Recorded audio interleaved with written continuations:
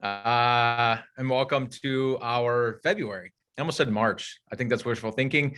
Our February Inner Circle Workshop. I'm Brad Gatto here with Matt. Good morning, Matt. Morning. How are you, man? I'm good. How are you? I'm doing excellent. I even have a dad joke ready for you if you throw.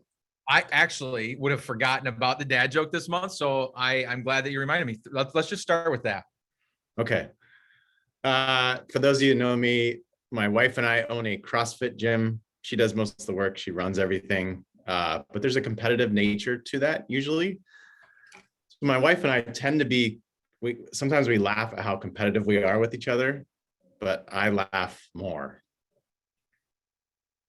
That's it.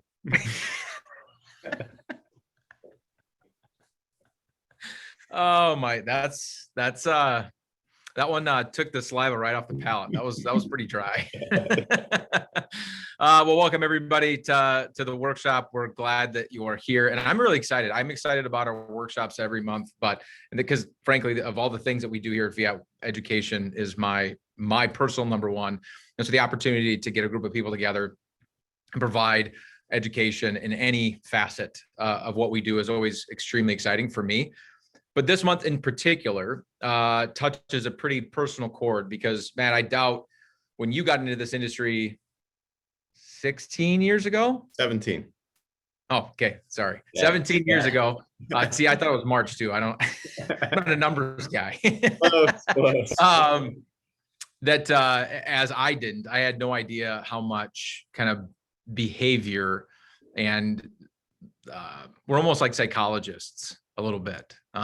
We joke around internally all the time that sometimes we think that the furniture in our office should be like a chase lounge that people can sit in and we kind of walk them through their emotions and their fears and all this stuff, because it's your money is tied to all the same emotions that a lot of other things in your life are tied to. So anyway, excited about this topic today. But before we get into that, we've got some housekeeping items to take care of.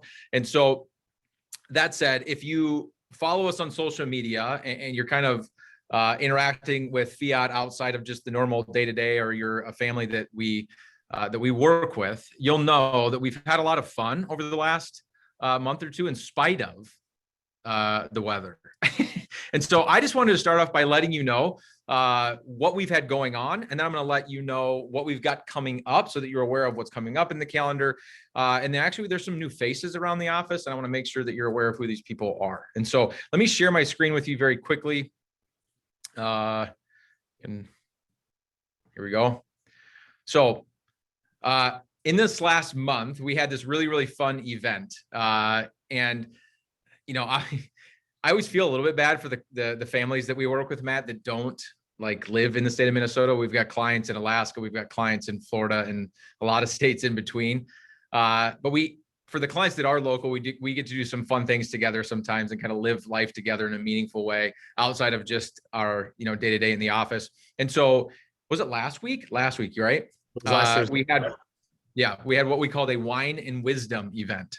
And a lot of people thought the wisdom was going to come from us. That wasn't true. The wisdom actually came from the guy you see on the screen right there.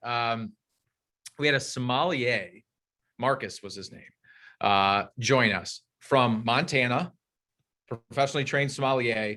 And the surprise for everybody that we didn't tell anybody was that he's also a professionally trained opera singer. So think about those three things in tandem. Have you ever met anybody that's from Montana, is a professional sommelier, and also sings opera? I think that's like one of a kind. One of one, right? That was kind of what I was joking around with him about. I'm like, you have to be the only person on the planet that can say, I'm from Montana, I'm a professional sommelier, and I sing opera. So just a couple of pictures from that event. We had a lot of fun at this event. There he is, double decanting some red wine that we got to try. All the wines were from the Pacific Northwest, Oregon, Washington area. There's some of the lovely ladies in our office. But it was just a very fun event. And the reason I wanted to bring this up and let you know kind of what we've had going on is because if you're getting invites to these things, they're fun. And I'd really encourage your attendance. And so as we look at the calendar moving forward, which I'm about ready to do, and you're seeing some of these opportunities, take advantage of them. They're a lot of fun. So let me hit events here. So this is our website. I go to this every month. If this is your first Inner Circle workshop, our website is fiatwm.com, fiatwm.com. And then up here on the top, there's a tab called events. If you click on events, it's going to tell you kind of what's going on and opportunities you have to engage in public events like this that we do. And so next month, I just want to point this out, pretty timely, in March. We're doing our Inner Circle workshop is on taxes. We talk a lot about taxes. Again, if you're a family that works with our firm already, you'll know that this is kind of a specialty of ours in dealing with you and your taxes and the IRS in your life. And so with it being tax season, we thought it would be a good time to kind of review things that you need to be thinking about and opportunities you may or may not have when it comes to your taxes. Anything that you want to add to that, Matt? No, I would just, if I do, I'm going to start parlaying into what we're going to talk about today. So I'm going to reserve that for before we turn it over to Kelly. Fair enough. So March, mark the date down. March 23rd is the next Inner Circle workshop, 11 a.m. And if you click on this right here, again, if you've never, if this is your first Inner Circle workshop, you click on this button, it's going to take you to a page where you can actually register for that event. So make sure you get that done. And then in April, we don't have the topic yet picked out for our Inner Circle workshop, but that is going to be on the 27th. But I did want to point out the return of the rooftop happy hour. Now, maybe, Matt, this is a little optimistic. Like it right now, isn't it? We're in the middle of like this snowstorm in Minnesota, this blizzard, and we have these rooftop happy hours that we like to do in the summer. And so we're gonna stay optimistic, and we're gonna think that we get to hold a rooftop happy hour in April. And actually, that's the day after your birthday. So come celebrate Matt's birthday with us. His birthday's on April 20th on the 21st. We better be clear of the sub-zero weather by that point. On the resources tab, we have a blog that we're putting out weekly, a lot of content and education in the blog. So you can find all of that here. Our podcast, a lot of you that are regular attenders to our Inner Circle workshop are also subscribers to our podcast. We appreciate that. We put out 2 episodes a month, again, meant to be educational. And to get to know Fiat a little bit more. And the most recent episode, Matt, we have a new hire that started in January. His name is Tim Monson. Excited to have Tim part of the team. And Tim actually lives in Pennsylvania. I'm going to put you on the spot since you put me on the spot on the podcast. What town in Pennsylvania does Tim live in? Dang it. I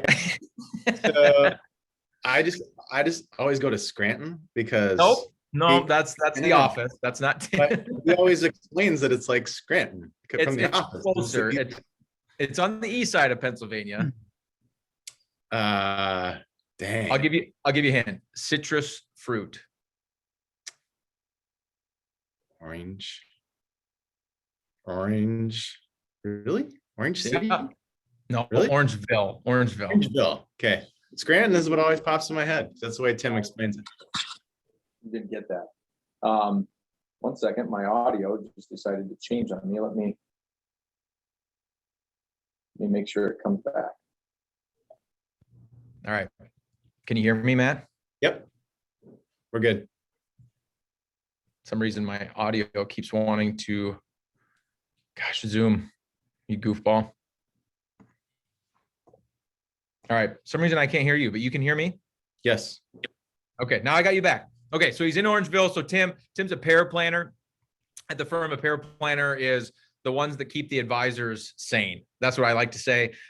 They are doing a lot of the data entry and a lot of the plan building behind the scenes and making sure that the advisors can kind of keep up and that these clients are well taken care of when it comes to staying in front of their data and their life and their plan. And so, in fact, on that note, we actually hired another new paraplanner that just started with us last week. 2 weeks ago. Officially. He's not even on the website. He's not even on the website yet, but his name is Cooper. We're also really excited to have Cooper. He'll get added to the website here shortly. Cooper interned with us the last 2 summers out of Bethel University, my alma mater here in the Twin Cities, and did some paraplanning work for us for the last 2 summers. And we loved having him. He obviously at least liked being here because he decided to join the team, and he joined us last week. So look for his update on the website soon. And on that note, Matt, exciting announcement here. What you see in front of you, the current kind of view of the website, let me go to the homepage. is it going to look like this for very long? Right. Yeah. So internally, we've been having this conversation for so long that we talk about, we have this mountain analogy we've been talking about for a long time. And we found through examining our own conversations, at a certain point when we're talking to prospects or clients, we talk about this mountain, and then suddenly we shift to building a house. And that seemed to be a bit confusing. So we are going forward with building the house to explain our process and how we bring everything together. So you're going to begin seeing that branding throughout the website. Functionally, we plan to make it more user-friendly and give you more resources within here, but there will be a rebrand. The logo will be the same, same, like I said, same resources, adding a little bit more, but just changing the direction we're going to explain what it is we actually do. Awesome. We're very excited about it. Last but not least, we do a drawing every single month for the people that are following us around on social media, kind of pull a name out of a hat of one of our followers, whether it's on Facebook, Instagram, YouTube, LinkedIn. And this month's winner of the $20 Amazon gift card is Mark Sueda. Matt, you probably don't even know who that is, do you? That rings a bell.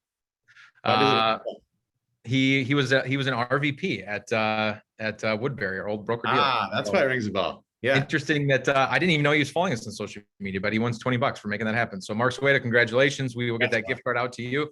And I'm going to stop sharing my screen here because now it's time to get to the meat of why we're here today. And I have one more thing. I'm sorry. Absolutely. Go for it. Give us an update on your book. The book, it's coming. Man, it's a lot of work to write a book. My least favorite thing to do in life is edit anything. Like, I'm the kind of guy that, like, I'll write an email and I send it, and there's going to be typos in it and whatever, because I don't like to go back and reread. When I do public speaking events, whether it's, giving a message at church, or it's doing, a tax workshop or something like that, or anything in between, I don't go back and kind of edit. It's a massive weakness of mine. So this thought process of editing an entire book is just absolutely daunting in my mind. And I'm happy to say that part's done. It's over. The final edits are done. And so now it's all the production stuff. So I think, I don't know, May, there should be a book. Awesome. I love editing, for the record. So I get to edit a lot of that. But a book is above my, that's a little above my. Yeah. Yeah.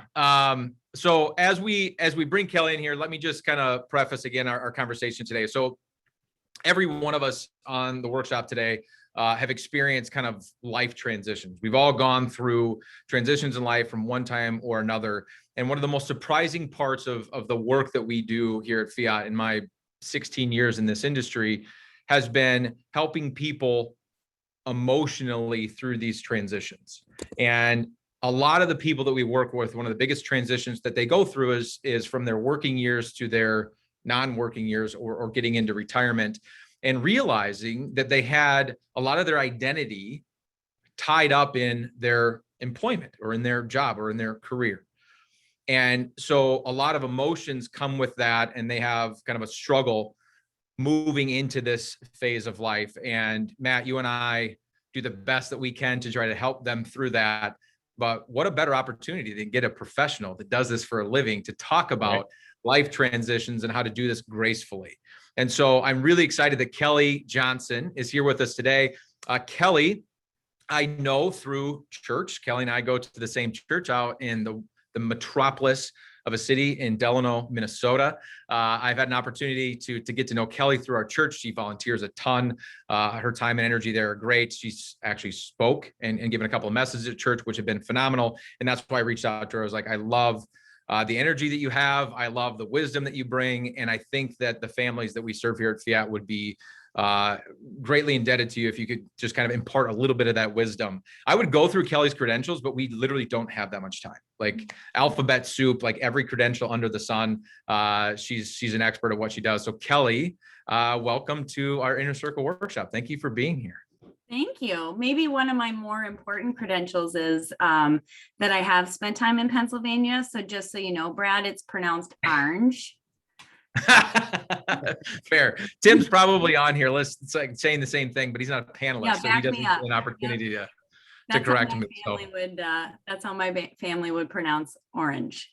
Yeah. Awesome. Well, before we dive into the expertise that's in your brain. Kelly, tell us a little bit about you. Who Yeah, who are sure. you? Tell us about your family. Yeah, absolutely.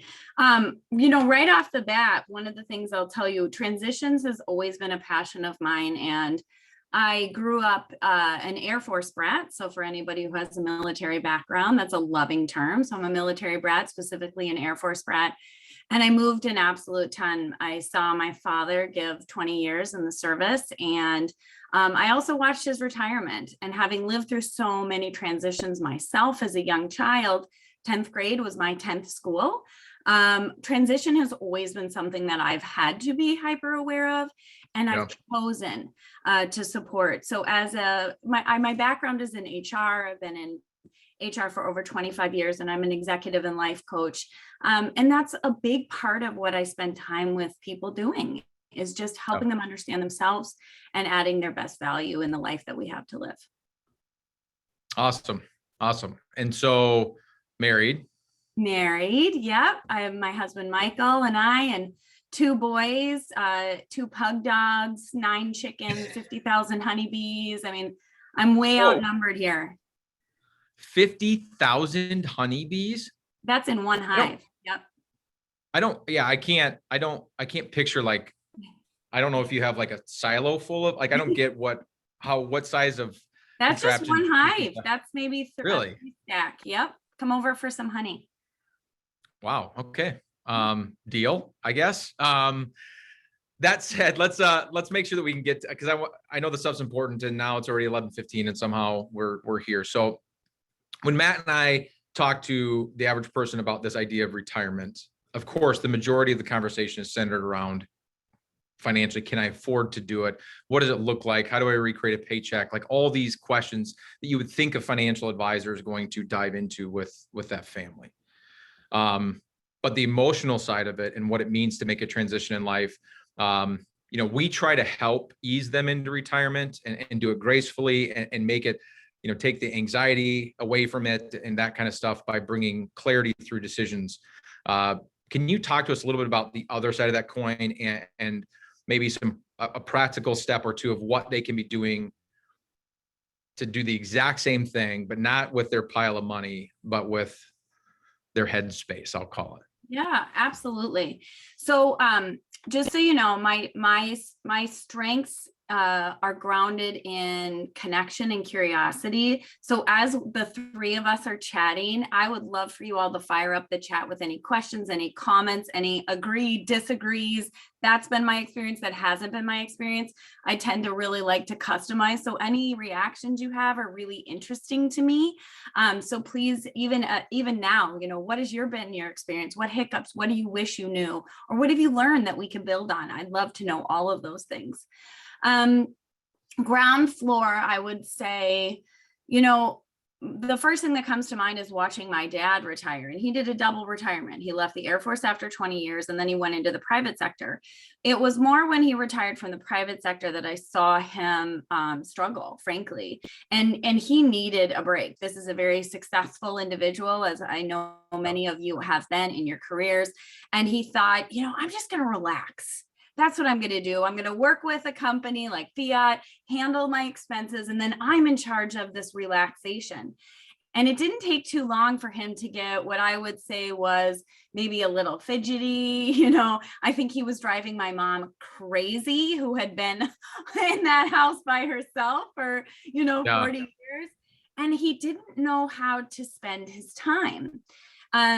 One of the things that I saw witnessed through him also was that he was so used to making a meaningful contribution on a daily basis that he began to question his value. And that's the first place I would go. I would pause. And whether you've been retired for a week or 10 years, I think this is truly a really good activity. And it's start with your values. So when I say values, I don't mean things that maybe the bigger things we tend to think of, and that can be, I mean, get down to what are your non-negotiables in life? What are the things that really matter to you? If you have a really great week, what are some of the things that are happening or not happening? As an example, my top 3 values, and these have been really steady for me, although I'm super flexible with them, they tend to reiterate themselves, is faith, family, fun. Those are my top 3. If I don't have those 3 swimming in a month in my life, I start feeling a little empty. I also would put up there learning and connection.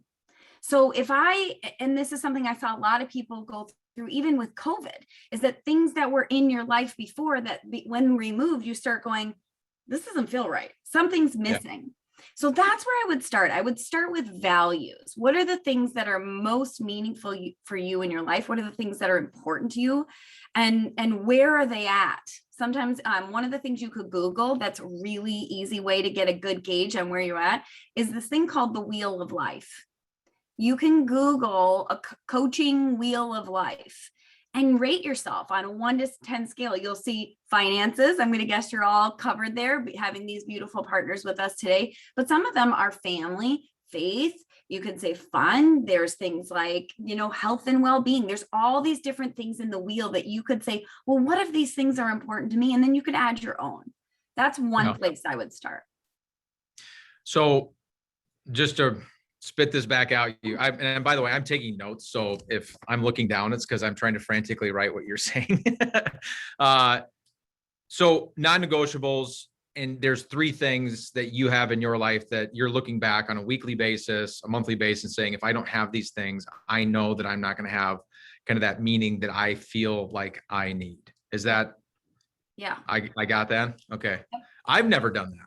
Here's a little fun thing. So I got this for Christmas. I asked this. So if you want another place to start, I literally happen to have this on my desk. I do this all the time. I send this to all my coaching clients, and it's called Live Your Values. You can buy this on Amazon. The cards are by Lisa Cogman. She's an amazing artist. I have a background in art, so I appreciate the beauty of these cards. And literally, the card deck itself gives you an opportunity within 20 minutes to do a card sort. I just want to name some of these because some people might go, what are you talking about, Kelly? Yeah. Social connection, success. Let's see. Self-awareness might be something that's really important to you. Love, there's definitions on every one. To treat others with closeness, warmth, and affection. Equality might be a value of yours. Solitude, not one of mine, but something that might be meaning for you. So, what are the things that are important to you? And you can actually get one of these. There's an activity written in there, and it's just fun to notice them. Once you notice them and you know what they are, and again, you can pay attention to these on an ongoing basis in your life. I don't think learning ever stops. Then the next step is to honor them. So first it's knowing your values. And then it's saying, well, where are they at for me right now? And how might I honor those more? Where can I get more of what I need? And maybe one of the shifts that you need is I'm spending a whole lot of time doing these things when really it's this that I need more of, and so you have the opportunity to assess that.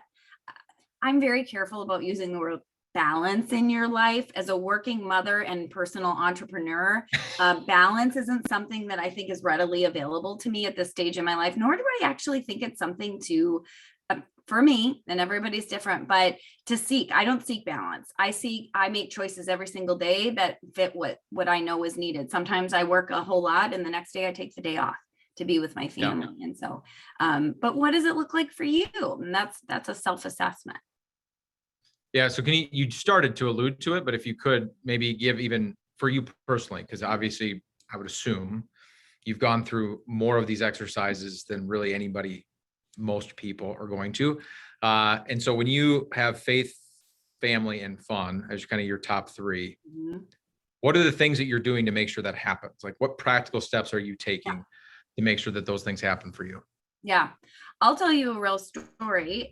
Brad, you haven't heard this, and I know, so this is very personal, but this was an assessment that I did. So I was feeling over COVID quite disconnected from my church, at home, feeling really disconnected. And I was talking to another coach friend of mine. It's lovely to have you. I can think it, but I can't coach myself. So let me just own that.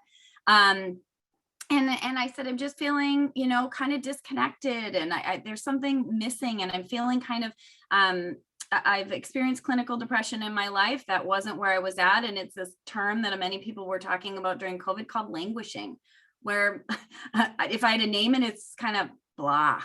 And so she and I kind of walk through these things that are meaningful for me: faith, family, fun, connection, learning. Those are my top five. The three I've named are my top three. And so we kind of started, and I'll just start with my faith. And she said, well, what's going on? I said, I haven't been there in months. I never see anybody.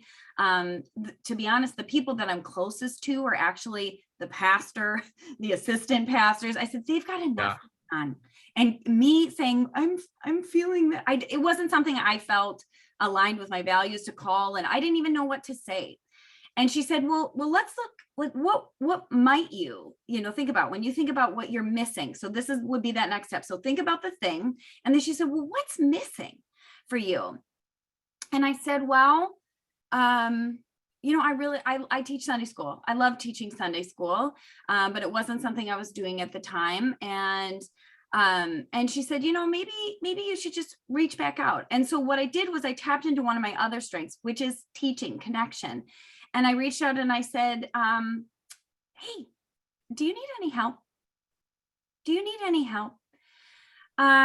And so that was an opening. So instead of me sitting back passively, which I had been doing for months, I just want to own this, and kind of going into this place. It took a while for me as a coach to even recognize, like, there's something missing here.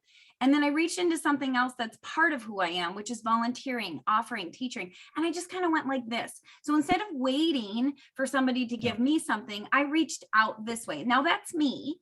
And it did, it kind of started the ball rolling, and I got to do some new things that I hadn't done before. So that's just a small example of that noticing and then taking an action that might lead towards, something new. Hey, Kelly, I have a question for you. So as Brad mentioned, I imagine you're likely a lot more self-aware than most of us because of the nature of Do you the want me world to that look you're at my in. husband? Well, at least there's the actions that I lead. try. I'll say that. I try. Yes. So what we're talking about here is, we have a hard stop. Someone's been an accountant for 30 years, and they're super excited about this, the summit that they're gonna reach, only to realize that maybe it's not what they had, pictured in their head. So things they can do leading up to that are reevaluate their values, what's really important to them. And through that, they may realize, I've been putting so much energy into my professional life, I've let some of these other things go. Absolutely. Right now, okay, that's really helpful at this point. What kinds of, and not to make this all pragmatic, but what kinds of frameworks do you put in place from that point forward? Because I imagine your values can change, and you're grading yourself on doing the things that actually are helping you move forward.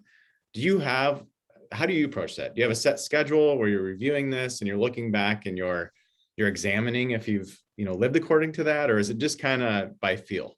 Can you tell us a little bit about that? It's a good question, Matt, because I appreciate again, feelings are my jam. My son even said the other day, Mom, you're good at feelings. That's a 14-year-old version. I said, well, thank you. That meant so much to me to hear that from a 14-year-old. But feelings are really interesting to me. And to your point, Matt, I swim in this stuff all day long. So I think using the occurrence that I do this as an example, but maybe not realistic for most people, I truly swim in this stuff. I mean, I'm self-evaluating on a weekly basis. One of the things that I do is I do a check-in at the end of every week.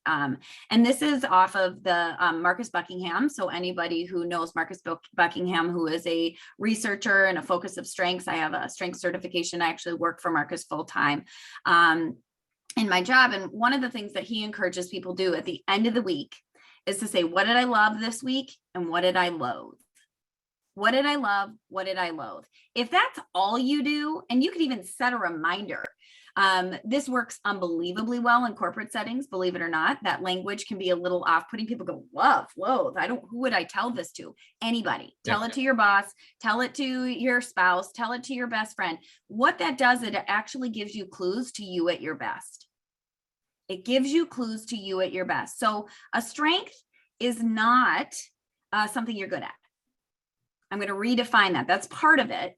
But when you think about, I want everybody on this call to think about something that you're good at, that makes you feel strong when you do it, that you look forward to doing it, that you could do it again and again and again, that when you're doing it, you feel energized, you feel like you're efficient, you feel curious, you feel gracious.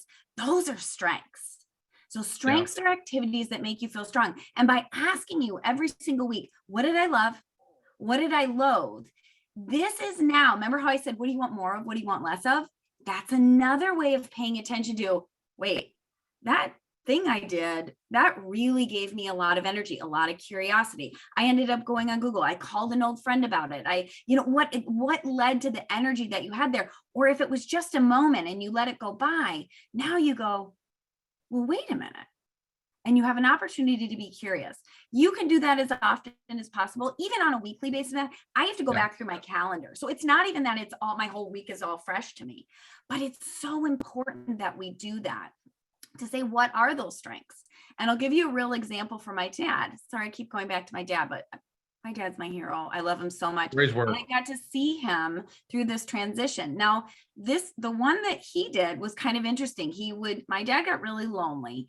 And one of the things he started doing was kind of going around the bend to a friend of his who had painted and helped him do a restoration on a 1965 Corvette Stingray hardback, for anybody who wants to know. And he did this. I appreciate that more details. Brad, I like fast cars. So yeah, I like driving. We've had this conversation. Yeah. I did it for my dad. So he kept going around and around and around. And after he said, well, maybe I can help with this. Or maybe, and this is him showing up at this person's shop who he'd hired in the past. And my dad would lose track of time, and he'd go home and look things up, and he'd, find other local Corvette, junkies. And how did you do this? And what happened? So ultimately what he did, and I love this story, is he went back and he offered, just like I did at church. He went back and he offered, and he said, here's the thing. I'm going to show up when I feel like it. I'm going to bring my own tools.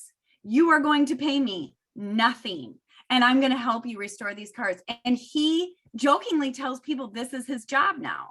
And my dad probably works, especially in the summertime, 15, 20 hours a week at the shop for free. And he loves it. It brings him so much joy. Now, I will tell you, this gentleman is not taking advantage of my father's over 50 years of car restorations, because he gets a lot of favors and so heavy discounts and things like this. So that was just one thing. This is what he loved. He's a tinkerer.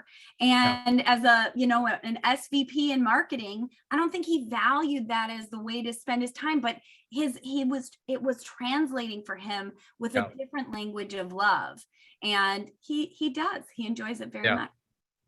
I think some of us, Kelly, are lucky enough, and maybe this is redundant, but if it is, it's on purpose. Some of us are lucky enough to stumble into that stuff, right? Where we didn't seek out our strengths. We didn't seek out the things, our values. We just happened to end up there. And that's great.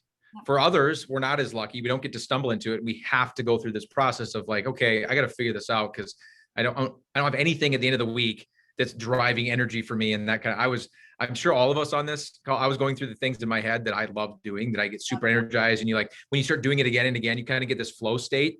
And you get to the end of the day. I have days at the office like that where I look back and I didn't eat. I didn't hardly have time to breathe. I don't remember if I ever went to the bathroom or not. And I'm so energized at the end of the day because it was things that I love doing that are strengths of mine. And then other days where you not barely have anything going on. We don't have a lot of those days, but you have a lot less going on and you're just drained because it's stuff that you just don't like. So what is something you can do practically, again, just to reiterate, for those people that aren't lucky enough to kind of stumble into this stuff? What's step one to find out these are the things that are going to bring me joy? These are the things that are my strengths. For a marker here, because I was about to draw you a chart, but I don't think it's going to show up. So I have a few really practical things you could do. One is the loves and lows at the end of the week. Okay. Loves and lows at the end of the week. Absolutely do that. 2, I would make a little chart. So make a 4-box. And Brad, here's what I'm going to do. I will send you this via email as a follow-up. So you can share Okay. with everybody. So you Yep. can kind of jot along with me as I write this, kind of draw this out. But here's what you do. Yep. So make it 2x2. It's going to have 4 boxes. Yep. Okay. And you're going to have appetite on one. Don't even worry about writing this down. I just want you to listen to like kind of what I have in my Right. in my head here. We're looking Pens at down. appetite, and we're looking at things like ability. So what you're good Okay. at, but what you're drawn to. Because again, remember, the world is going to say that a strength is an ability thing. I want you to Yeah. claim ability and appetite. That's where you should be spending your time, ability and appetite. And what you can do by putting your loves and your loves in there. Can you hear me? My computer just completely paused there.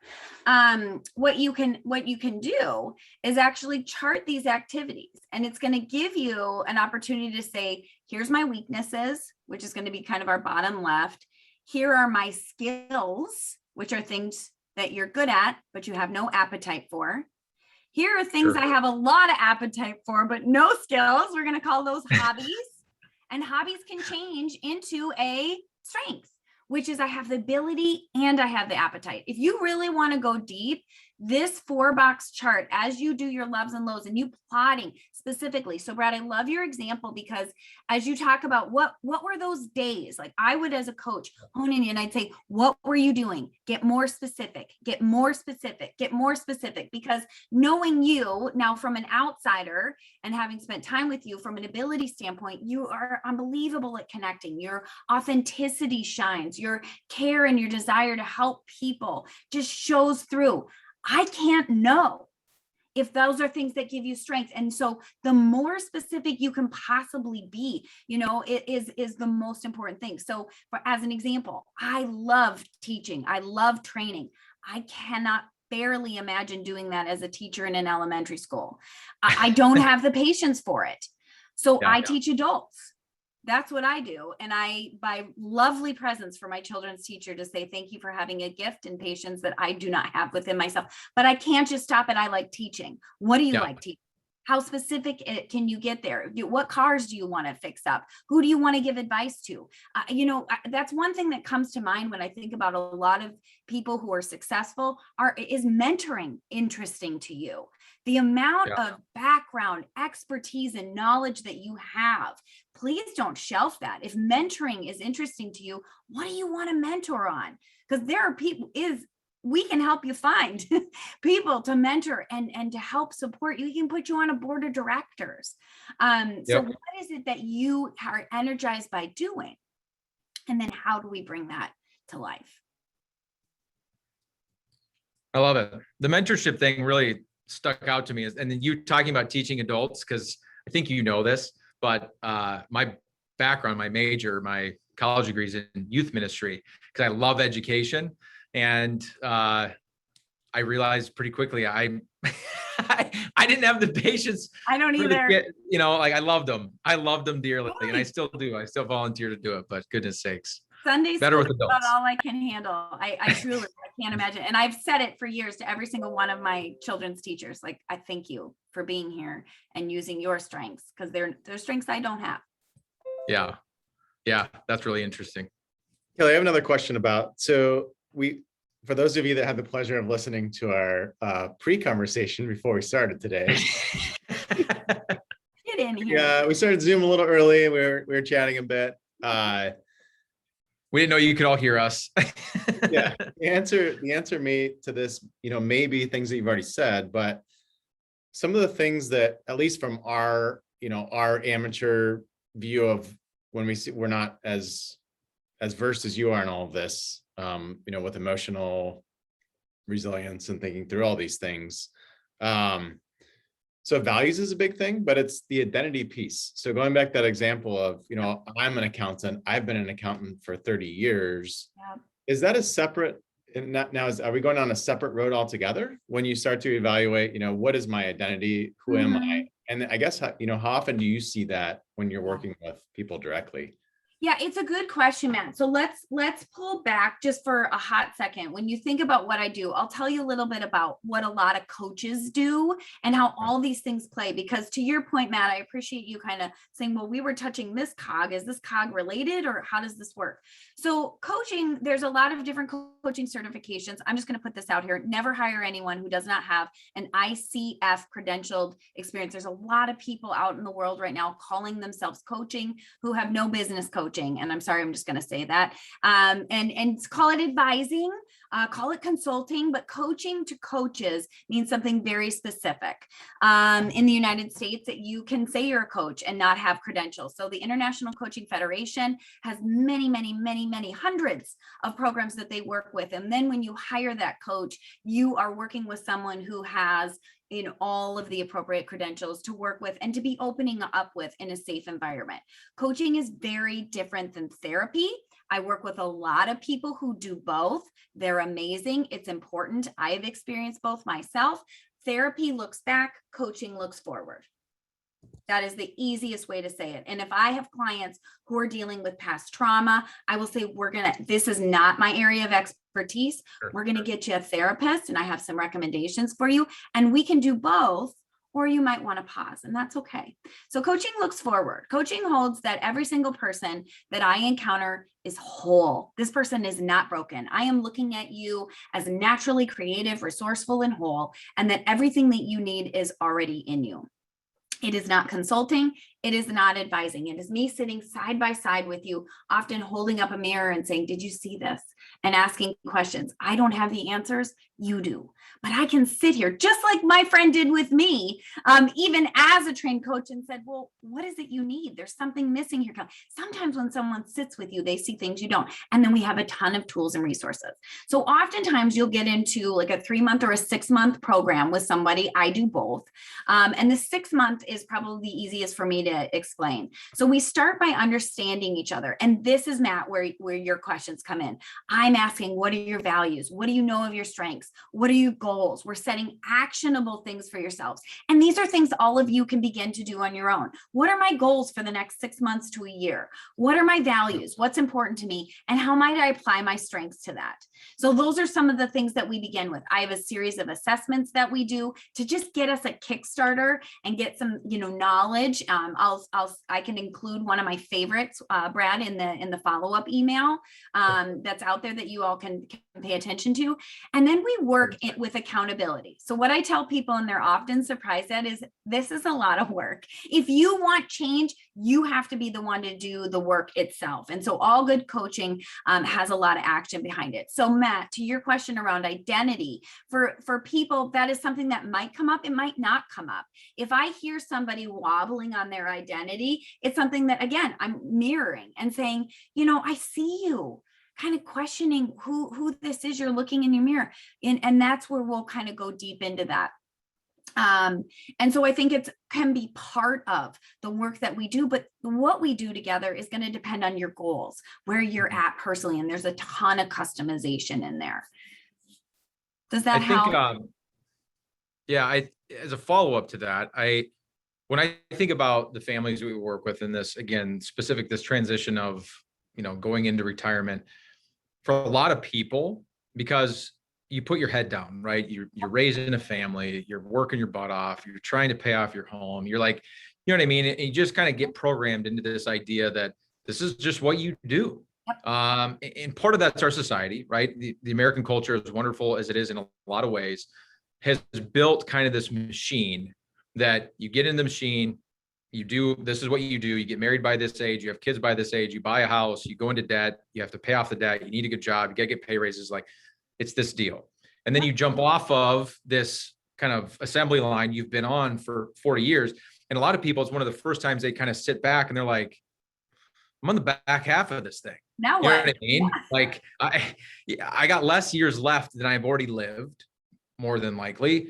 And I don't want to get to the end of my life and not have meaning or purpose to it.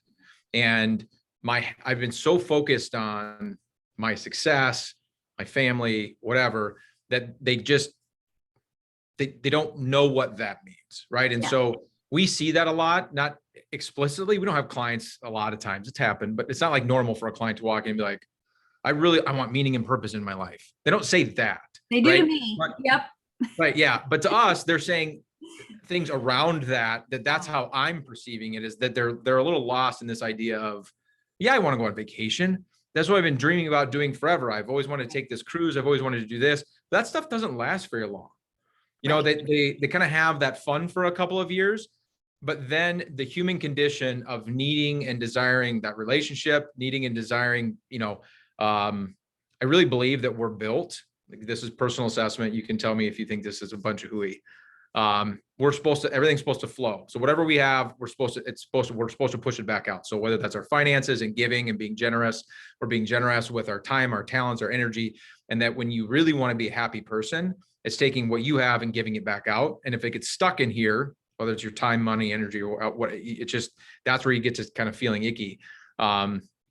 So all that to say this, what conversations can you be having with yourself when you start at the end and work backwards of, I want meaning, I want purpose, I want to get to the end of my life and be like, I did it. I know I'm not going to beat death, so I'm okay with it. Right. I've done and accomplished what I need to do. Yeah. It's big. So let me just start there. It's when we talk about life purpose or the meaning of my life, or, what is it that I'm struggling to do, or what does this look like? I just want to acknowledge the fact that it's big. I remember, so I have 4 different kinds of coaching certifications. And I remember over a decade ago, being in one of my programs, and one of the things they said is you need to write a life purpose statement. And I fought it hard. Now, again, this is a very gray thinker that you're encountering here. And I thought that's too concrete, that's too cemented, and it felt a little woo woo, and I just didn't feel comfortable putting one thing down. And they had this little rhythm. I'm the blah blah blah, that blah blah blah is the blah blah blahs, and I just fought it hard for a whole year. And I said no, and I wouldn't do it. So I just want to sit with you if you're feeling like this conversation and the things that I'm putting on the table are a little, like, wow. Or, my boss will sometimes tell me, Kelly, turn your woo woo down. I'll turn it up here and just say, there's a really practical side also of saying, well, what does resonate with me and what does that look like? I can tell you the way that I got around that is by first and foremost being really flexible with it. That's where I had to, and that's what I say to my clients. I said, we can look at what is meaning to you right now. And that may for you be something you can grasp faster than I did, to say, this is the purpose of my life. And if you've got it, grab it, go. Yes, I'm here. I'm with you. And if you're more like me that says, I know this bit right now, I'm going to celebrate that. Okay. So big and small victories on the scope of things here in this conversation. And so just know that if you don't have that, here's my life purpose right now, I am with you, and that is okay. And if you do, that's amazing. So just know that it tends to be a build and a journey. So when I think about identity as tied to life purpose, oftentimes those two can either go like this, or they can be a little confusing. And so I'll just speak to my own experience in corporate America. So I was at a large corporation for 13, 14 years. And I got very, very caught up in growing, being promoted. I had 11 different titles in 13 years. And I got hooked to what am I doing next? What does this look like? What is my salary? Who's moving around with? And it was very much something that I was paying attention to, things I was recognized for. It was the world showing me what they valued from me, not me saying, here's what I value in life. Do you see the distinction there? And so I got hooked on what other people were defining my value as. Now, if you were to look at that time in my life and hold up a mirror to me that a coach did with me, here's how I showed up. I'm going to tell you at that time that I did know that faith, family, and fun were my values. But you want to know where my time was? At work, 60 hours a week. Yeah. I had a full-time nanny, no knock to it. I love her. She was amazing. That was, doing everything, but I'm leaving at 6:30 in the morning and I'm coming home at, 6:30 at night. I'm running to a soccer game in heels with a hot dog that I microwaved like a stress ball with my big bag digging through the mud in a soccer field. And you know what? I was proud because I was pulling it off. Yeah. And my identity was very much tied to who I was at work. That's my story. And I would still cry because I wasn't, the little tiny bit of time I had to put my kids to bed at night, or the little time I wasn't volunteering at church at the time. So this is what I'm saying is like, what would I have told you was important to me? And then where was I actually spending my time and energy? And it was tied very much to the belief that I had of where the value was that I was adding to my life. And so my identity was really, really different. And so when I left that company, and I no longer had a $20 million budget, I no longer had 5 teams I was leading. And suddenly I worked from home for a company in Los Angeles. And I had a very vague title. There was a lot of stripping that happened with my identity and who am I and what am I here for? And I felt sometimes that I need to prove my worthiness and what I'm doing. And it took me months, if not years, to go, what do I want? What gives me energy? Yeah. What am I okay with or not okay with? And I have friends who have continued, to grow and love their corporate jobs. And I'm not knocking that. But what I knew kind of all along was that actually wasn't me. And so for every person, you have to figure out what parts of those things were important to you. And if I look back, what I will tell you is the most meaningful times I had in that job was when I was making a contribution around helping people be their best. I was able to do like one thing I got to train 60,000 leaders on coaching behaviors. That was one of the highlights of my entire career. I don't know that I'll ever have a moment like that where I get to do work like that again with my team. 60,000 people, helping them be curious about the individual sitting across from them, holding them as naturally creative, resourceful, and whole, and having people come up to me and say, I feel seen. That was a life-changing moment for me. I still love that. And that paying attention to what was really meaningful helped me define what I know about myself now. And I'm in a space now where I can tell you, I do know my life purpose. And that is that I help every person I encounter see the best in themselves and bring it to contribution. Now I know that. It took me a long time to get there, but it's paying attention to those little nuggets, looking back at your life stories, paying attention to your loves and your loathes. Those are how I got there over time. I think of wonderful answer, by the way, to summarize all of that. I think you've already been through what we're talking about here, and you defined it really well when you said other people are defining your value. And a lot of times in your career, especially if you work for somebody else, right? You don't own your own business, which is not good or bad. Yeah. But a lot in that world, other people are defining your value for you. And so when you strip that away and you get into retirement, that's where the struggle can come in. It's like, well, this is what I was told I'm worth. This is what I was told I do, that I'm good at, and these sorts of things. And then you've got this struggle that we've been talking about to this point. And so, Matt, you can chime in here too, more of a conversation with 3 people. As I think about the families that we work with and this idea or concept of retirement as we've defined it in America and kind of this latter stage of life, it's interesting, the dynamic of what we're talking about today, and then taking your financial net worth and pointing it in a direction that's in line with your goals and your values and your dreams. It's one thing to chase, build a portfolio, chase rate of return, and do all that kind of stuff. I would argue that's a dime a dozen. There's plenty of advisors that can help you do that. It's not rocket science. And now, especially in 2022, with all the information that's out there, but making sure that your money isn't chasing first things like growth and rate of return, but that it's pointed in the direction of what you value in life, and to make sure that everything is heading in the same direction, right? We attempt to do that here, right, Matt? I mean, we have a whole visit dedicated to this idea of getting to know our clients on a more intimate level, Kelly, like you were talking about, and trying to help them, ask the right questions so that they can figure out things like, what do they value? What are they after? What do they love? What do they loathe? So that we can help them define a plan that makes sense for them, and their money is marching in that line.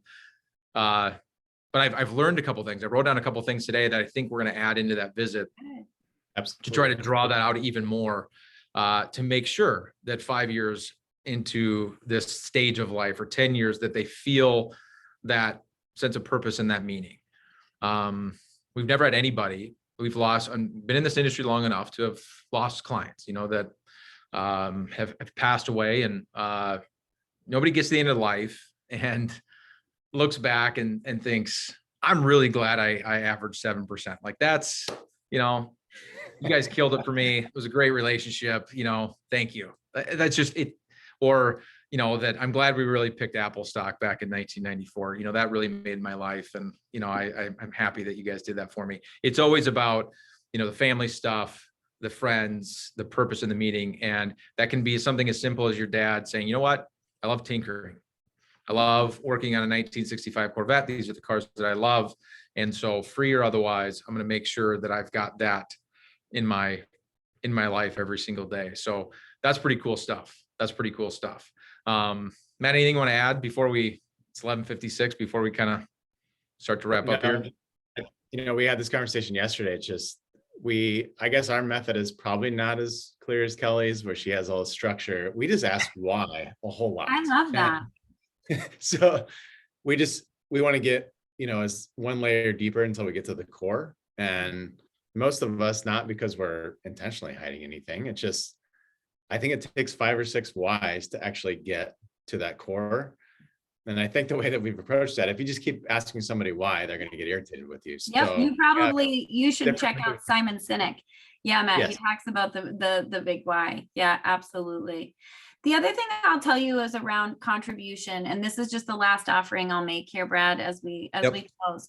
One of the assessment that I'm going to send out, and let me just say this. So the researcher that I'm currently working with, this gentleman by the name of Marcus Buckingham, we have ADP as our parent company, and ADP during the pandemic said, we don't want to make money on this. We're going to give this out to help people make meaningful contributions in their life during this really hard time. So for the first time in the history of owning this intellectual property, it is out there right now for free. How long will it be free? I don't know. That's above my pay grade. I don't know things like that, but I know it's free right now. And I would love for you guys to look at this. This assessment gets at contribution. So I want to be clear about this. This is not who you think you are. It is how other people in the world around you experiences you and the most meaningful impact that you can make. And so I'll send out a link, and know that it is timed. So don't be distracted. It's timed as you go through it. Go with your gut reactions. Sit down with that assessment and then hand it to somebody who loves you and knows you well. Because remember, it's not who you think you are. This is somebody who has experienced you. And I would love for the two of you, Brad and Matt, to say, here's mine, trade, and then have that person say, what if this resonates for you about your experience with me? Friends, you will be shocked. I promise you. You'll say, really? And this can be clues for you about that impact that you have to offer the world right now. And we all have that. It's just sometimes, to Brad's point, really hard to see. And it's hard to see in ourselves. So that sounds really scary. Exciting. And exciting. Yes, it is standout. That's all great. right. I'm gonna put this out there, because then we'll do it. So Matt, we're gonna do what she told us to do, and we're gonna hand it to each other. And this is how we're gonna lead off the Inner Circle workshop next month. Is we're gonna share the results we had from. There it is. There it is. Funny, you're right. Yes. Matt. Yeah. Fun fact for you, Kelly. Matt and I did this. We did a workshop. Was it a workshop or what? Was it a podcast on longevity? It was a podcast. Both. We did both. And so we both took these assessments on our longevity. Okay. Based on how many questions was in it? 40 questions or 50? It was a lot of questions. There was a lot. We did a couple different ones. The last one was about 50 questions. And at the end of it, it told me, I'm gonna get the numbers a little bit wrong here, but it told me I'm gonna die at like 94. I'll say. It said Matt was gonna live to 108. Nice, Matt. So he's already got me in longevity by a long ways, because he doesn't eat chips and bagels and bologna. I don't eat bologna either, but I eat chips and bagels. I had a bagel this morning. So this would be fun. We had a lot of fun doing that one. This will be interesting. We'll bring it back up. Kelly, I know your time is extremely valuable. You're very busy. And obviously with being as self-aware as you are, you will not waste your time or give your time away to things that you don't value. So the fact that you're here means a ton. I greatly appreciate you taking time out of your day. This stuff, as much as I'm a left brain, practical, pragmatic, type A, like all these things that don't like having these conversations, I know it's important as much as I don't like to do it. And so I just greatly appreciate you saying yes and being here with us today. It was a pleasure. Absolutely. All right, everybody, come back next month. You're going to find out what Matt and I found out about ourselves. Have a great day, Kelly. Thanks so much for joining us. Everybody, thanks for joining us on the workshop. And we'll see you next month. Thank you.